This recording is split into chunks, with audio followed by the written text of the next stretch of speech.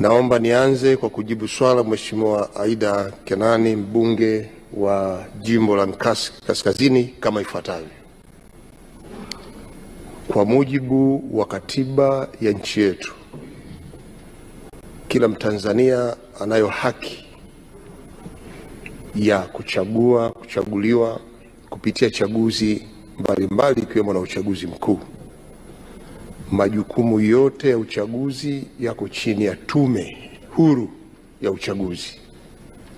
Sisi kama serikali ni wadau miongoni mwa wadau wote wanaoungana na tume katika kutekeleza wajibu wetu, na serikali wajibu wetu ni kutekeleza yale maelekezo ya tume kulingana na ratiba yao, na wanayo ratiba ambayo